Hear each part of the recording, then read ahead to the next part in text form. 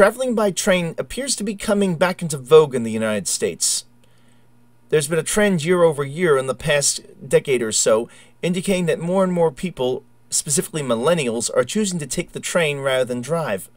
This seems to also be carrying over, at least to a certain extent, to long-distance trains. Specifically, the Silver Service, located in the Northeast and providing service down to Florida and dating all the way back to the seaboard coastline, and retaining train names such as Silver Meteor and Silver Star, has been seeing steady increases in ridership. Although this particular segment of the Amtrak system was never known for being unpopular, and never suffered the same way other long-distance trains did. Originally served by heritage diners and sleepers, as well as baggage cars, in more recent times this service has been upgraded with a new type of coach called a Viewliner, as we see coming into view here.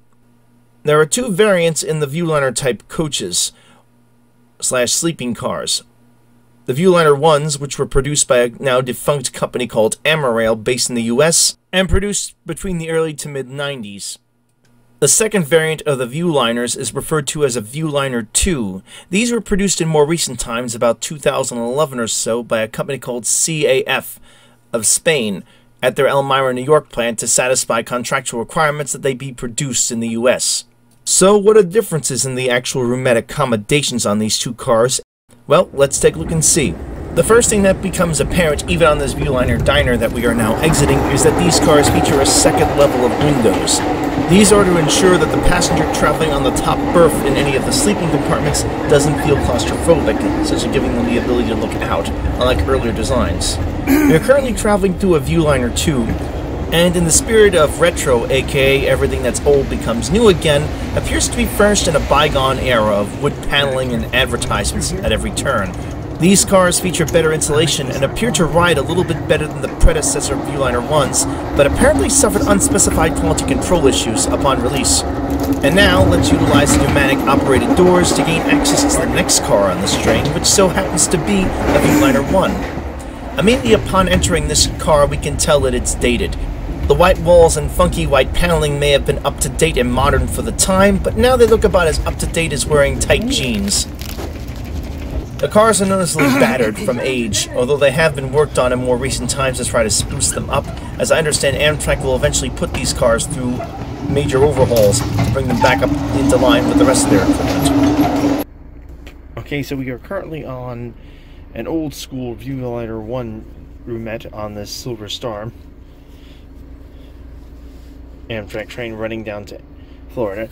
The main difference with this unit is, very critically, the toilet.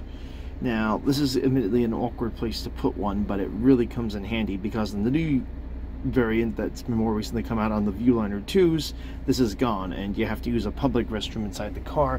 Yes, you get more space, but also it's awkward because you have to, if you have to go in the middle of the night, you have to, there's another way of saying that, basically, you have to put your clothes back on, go into the hallway, find a bathroom that's available, go, come back in, take your clothes back off again, get back into your night clothes or whatever, or just risk going out in your night clothes, depending on what kind you have, and just dealing with that.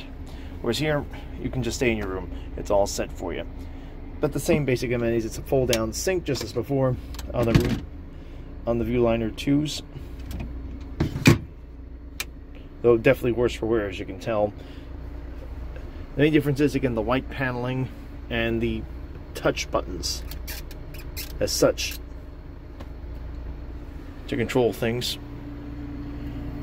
And of course the rotary thermostat, which doesn't appear to do anything much like the digital thermostat.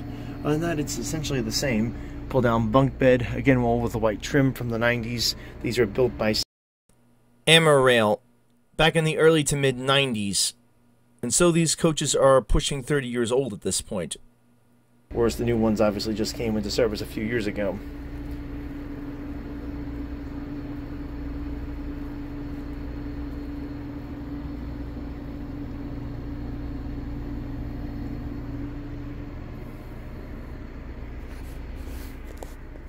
Another very notable and annoying difference is that there was only one outlet in this whole room. Just this one outlet by the actual sink. I think the idea here was to use it if you wanted a shaver, etc. Unlike the newer ones, which have more outlets, so you're down the outlets.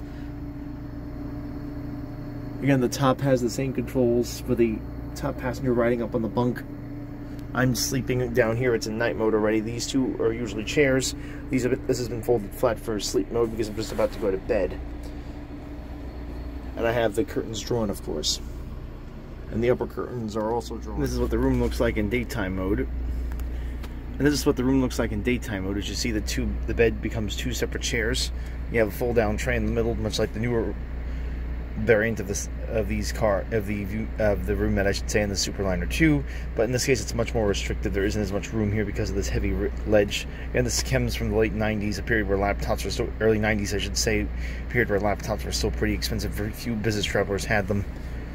And mainly business travelers, I should say, have them. They didn't really take the train, and leisure travelers forget about it. Now, of course, things have changed. Although other laptops come in 13 inches now, you could probably get away with using that, as I have. Again, these two chairs push apart. The bedding, which is now on top there, comes down. It just goes back up where it was, and essentially you have two oversized seats to sit in.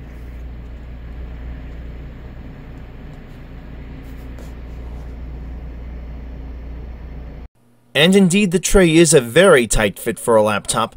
As we can see here, my 13-inch Razer blade, which I bought worse for wear with the broken screen, which is the only reason why I was able to afford one, just barely fits on this particular tray table. Now let's take a look at a Roomette in a Viewliner 2. To start with, and no real shock here, it looks very modern and refreshed because it pretty much is modern and refreshed, having been recently introduced. The sink is a pull-down as well, but less likely to splatter on you like the other type sinks in the original Viewliner 1s. But essentially the same design, just refreshed. Cups are in place just like they were in the previous model. There's a full-on mirror right up there. You also again have the second set of windows, which is what the Viewliner is known for. Also, in an effort to tune down the nininess of this design, you get faux wood paneling to try to tone down the nininess design of these rooms.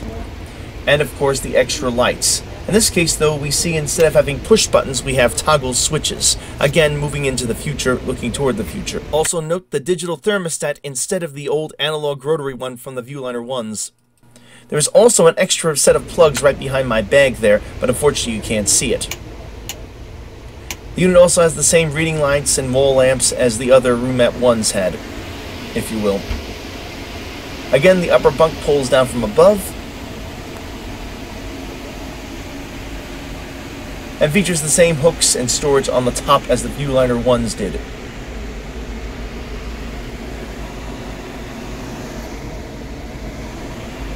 The most annoying drawback is the lack of a toilet. Now I know some might find this a little controversial to even have a toilet that close to you in a room, but the fact of the matter is it comes in handy, especially if you're one person traveling by yourself. As I mentioned before, you'll need to then get up in the middle of the night if you do have to go to the bathroom, put your clothes on, find your way to a toilet, and then back again. And hopefully you'll find one available, which is another issue that can come up. Much like the Viewliner 1 Roomettes, the Viewliner 2 Roomettes feature a pull-out tray. Although there's a huge difference, unlike the Viewliner 1s, this tray can accommodate a laptop of about 15 inches or so. A huge improvement over what was before, if you remember the shot of my Razer blade that just barely squashed in. Here I can even get my mouse out and actually use that. Well, here's one advantage to the new Viewliner 2s. As you can see, my G14 can actually fit on the tray table without a problem, as opposed to my little Razer, which I had to use the Razer blade. I had the 13.5-inch Razer blade I had, just barely accommodating on the Viewliner 1. The Viewliner 2 will easily accommodate my G14, and this would easily probably take a 15-incher, which is sort of a standard size these days in laptops. You could probably get a 17-inch on here as well, so that's quite impressive.